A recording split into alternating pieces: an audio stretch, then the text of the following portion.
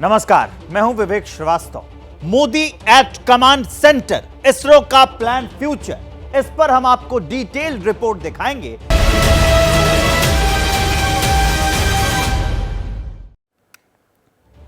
चलिए अब आगे बढ़ते हैं। कहते हैं कि the best way to predict your future is to create it. मतलब यह कि अपने भविष्य की भविष्यवाणी करने से ज्यादा अच्छा तरीका है इसे बनाना। यह बात अमेरिका के सबसे लोकप्रिय राष्ट्रपति रहे अब्राहम लिंकन ने कही थी और हिंदुस्तान ने चांद पर कामयाबी का परचम लहराकर इसे साबित कर दिया। अब बारी चांद से आगे ब्रह्मांड के गूढ़ रहस्यों को खंगालने की। इसलिए प्रधानमंत्री नरेंद्र मोदी अपने विदेश दौरे से लौटने के बाद सीधे बेंगलुरु में इसरो मुख्यालय पहुंचे।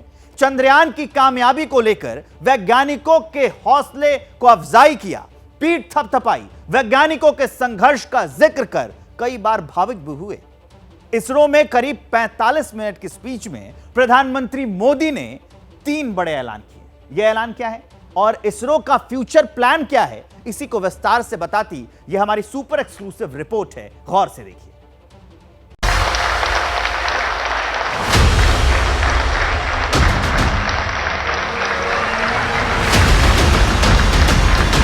आज का भारत है निर्भीक भारत। अनंत आकाश में कितनी अनंत संभावनाएं भारत का इंतजार कर रही है। सपने बहुत तेजी से संकल्प बन रहे हैं। अगर दृढ़ इच्छा शक्ति हो तो सफलता मिलकर के ही रहती है। चंद्रयान 2 के पद चिन्ह जहां है वो स्थान आज से तिरंगा पॉइंट कहलाएगा। भारत माता की, भारत माता की, भारत माता की। विज्ञान का वंदन, इसरो का अभिनंदन। आप देश को जिस ऊंचाई पर लेकर गए हैं ये कोई साधारण सफलता नहीं है। ये अनंत अंतरिक्ष में भारत के वैज्ञानिक सामर्थ्य का शंखनाद है। चंद्रमा पर हिंदुस्तान का शिव शक्ति संकल्प। आज पूरी दुनिया भारत की साइंटिफिक स्पिरिट का, हमारी टेक्नोलॉजी का और हमारे साइंटिफिक टेम्परामेंट का लोहा मान चुकी है। चंद्रयान एट मून, सूरज पर इंडिया कमिंग सून। हम सिर्फ उत्साह, उमंग, नई ऊर्जा, सिर्फ इतने से अटकने वाले लोग नहीं हैं। हम एक सफलता प्राप्त करते हैं तो वहीं पर मजबूत कदम रख के नए उछाल के लिए तैयार हो जाते हैं। ये मान, सम्मान और अभिमान विज्ञान और उन वैज्ञानिकों का है जिन्होंने अनंत आकाश की बुलंदियों के पार हिंदुस्तान का परचम फहराया है। हम वहां पहुंचे जहां कोई नहीं पहुंचा था। हमने वो किया जो पहले कभी किसी ने नहीं किया था। ये आज का भारत है, निर्भीक भारत, जुझारू भारत। ये वो भारत है जो नया सोचता है, नए तरीके से सोचता है।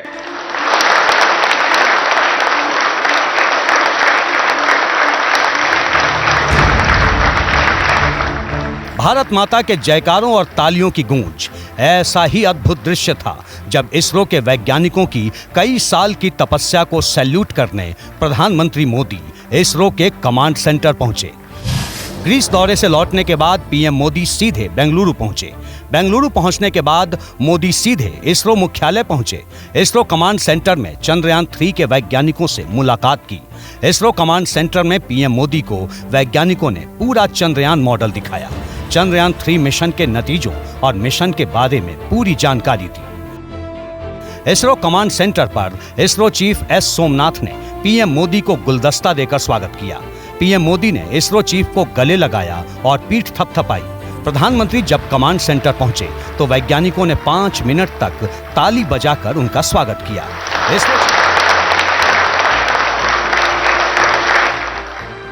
इसरो चीफ ने पीएम को चांद पर प्रज्ञान रोवर के निकलने की तस्वीर भेंट की। चंद्रयान 3 का मॉडल देकर सम्मानित भी किया। प्रधानमंत्री मोदी ने चंद्रयान 3 मिशन की कामयाबी पर वैज्ञानिकों को बधाई दी। चांद तक तिरंगा फहराने में संघर्ष का जिक्र करना भी नहीं भूले। व्यक्ति के जीवन में कई बार ऐसी घटनाएं घटती हैं कि वो बेसब्री हावी हो जाती है। इस बार मेरे साथ भी ऐसा ही हुआ है। इतनी बेसब्री, मैं साउथ अफ्रीका में था, फिर ग्रीस का कार्यक्रम था तो वहां चला गया, लेकिन मेरा मन पूरी तरह आपके साथ ही लगा हुआ था। भारत में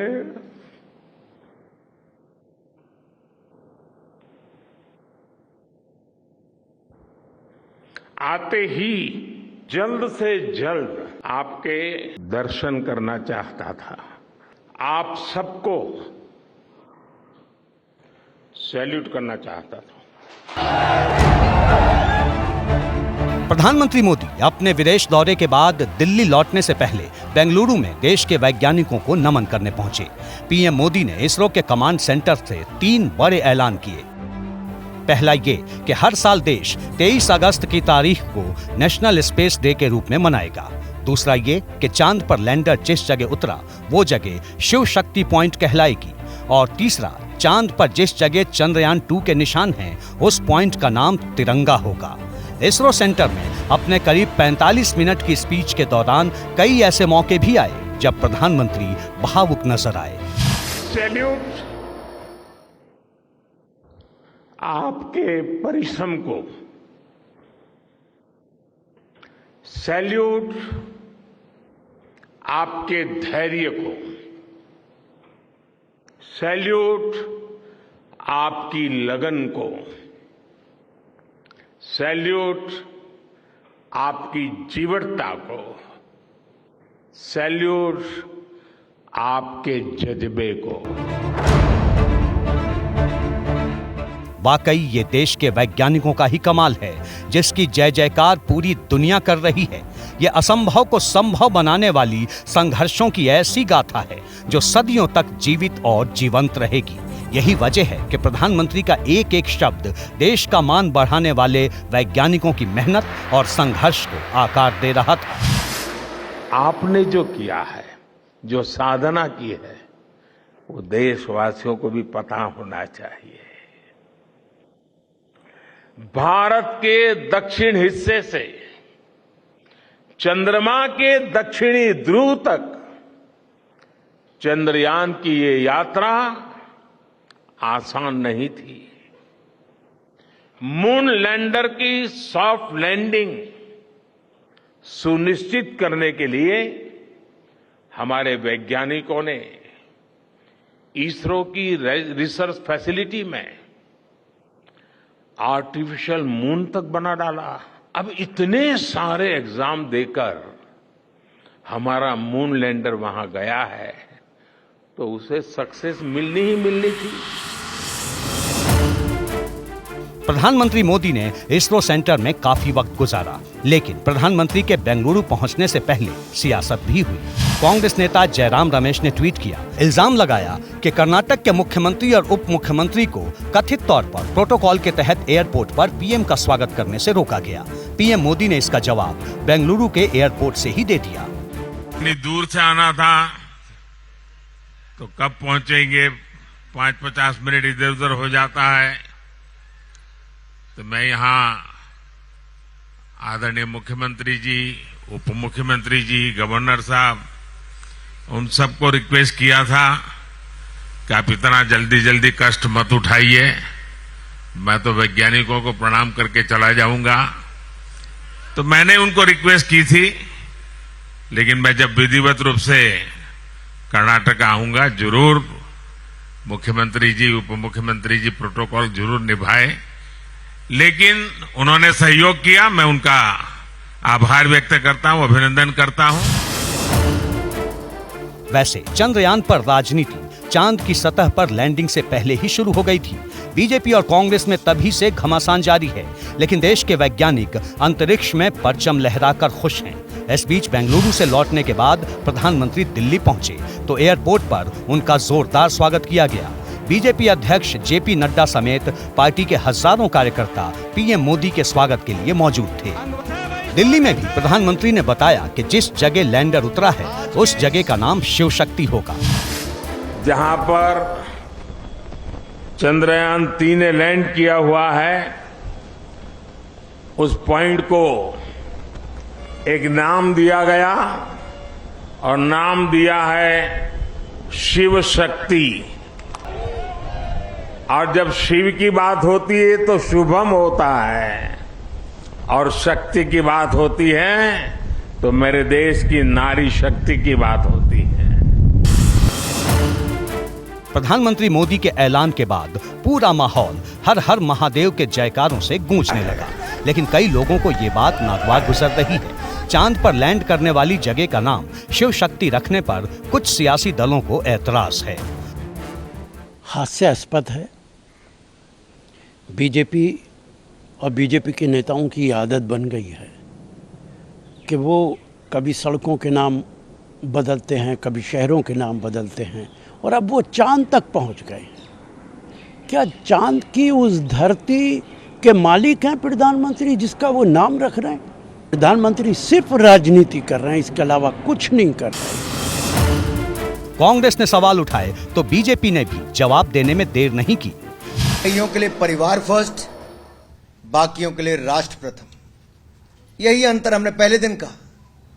भारतीय जनता पार्टी के लिए नेशन फर्स्ट, राष्ट्र प्रथम, देश प्रथम। दूसरी और कांग्रेस है, वो उनमें ये होड़ लगी होती है कि नेहरू जी का नाम रखें, इंदिरा जी का रखें, राजीव जी का रखें, सोनिया जी का रखें। अब तो पता नहीं आगे किस किस का रखने की सोचेंगे, लेकिन अब मौका नहीं मिलेगा इनको। सियासत अपनी जगह है। सच्चाई यही है कि जो काम दुनिया के ताकतवर देश नहीं कर पाए वो देश के वैज्ञानिकों ने कर दिखाया है। चांद पर हिंदुस्तान का रोवर प्रज्ञान कामयाबी के निशान छोड़ रहा है और अब बारी चांद के पार सूरज की दहलीज पर दस्तक देने की है।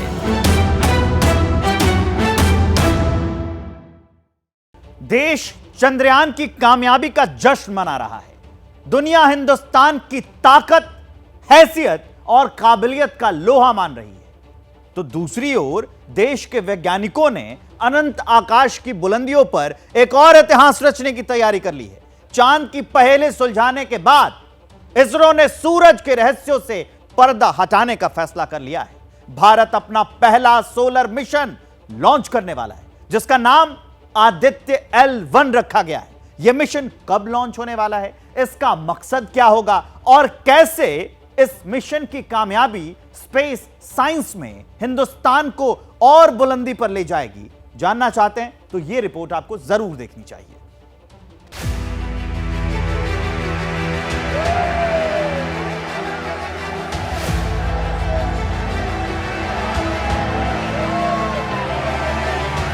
हम सिर्फ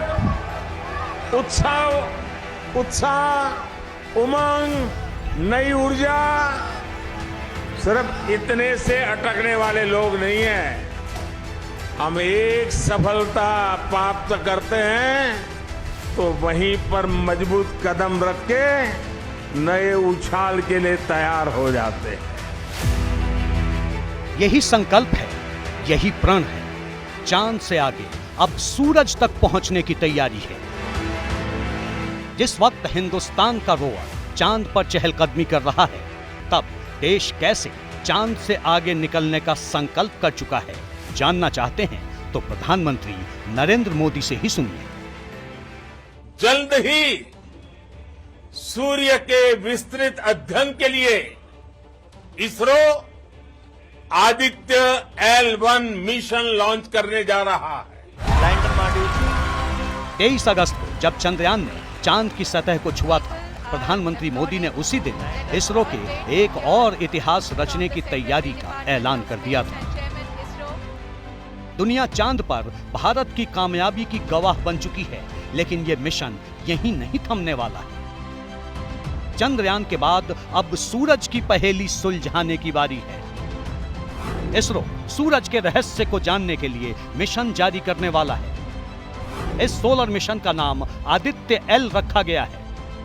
आदित्य L1 सूरज के रहस्यों को लेकर देश का पहला मिशन होगा।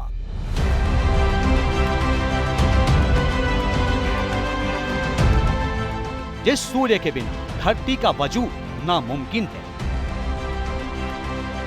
जिसके चारों तरफ हमारी धरती लाखों साल से परिक्रमा कर रही है, जो सूरज हमारी दंत कथाओं का किस्सा रहा है, आदित्य एल मिशन उसी सूरज के अनजाने रहस्यों को सामने लाएगा। लेकिन यह कैसे मुमकिन होगा, खुद प्रधानमंत्री ने बताया। हमारे सौर मंडल की सीमाओं का सामर्थ्य परखेंगे और मानव के लिए ब्रह्मांड की अनेक संभावनाओं को साकार करने के लिए भी जरूर काम करेंगे। हमने भविष्य के लिए कई बड़े और महत्वाकांक्षी लक्ष्य तय किए हैं। आदित्य L1 सूर्य की रहस्यों की स्टडी करने वाली पहली स्पेस बेस्ड इंडियन लेबोरेटरी होगी। आदित्ययान L1 यानी सूर्य पृथ्वी के लैक्सेरियन पॉइंट पर रहकर सूर्य पर उठने वाले तूफानों को समझेगा। यह पॉइंट पृथ्वी से करीब 15 लाख किलोमीटर दूर है। वहां तक पहुंचने में इसे करीब 109 दिन लगेंगे।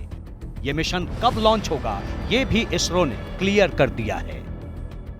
सूर्य की स्टडी करने के लिए, सूर्य के बारे में विस्तार से इंफॉर्मेशन प्राप्त करने के लिए हमने अभी आदित्य L1 मिशन का प्लानिंग किया और वो रेडी है, लॉन्च पैड पे खड़ा है आदित्य L1 और 2 सितंबर को उसके लॉन्च होने की संभावना है। तो 2 सितंबर की तारीख आदित्य L1 होगा लॉन्च, तब हम जानेंगे सूरज के बारे में। चंदा के बारे में तो अब हमने जानना शुरू कर दिया है।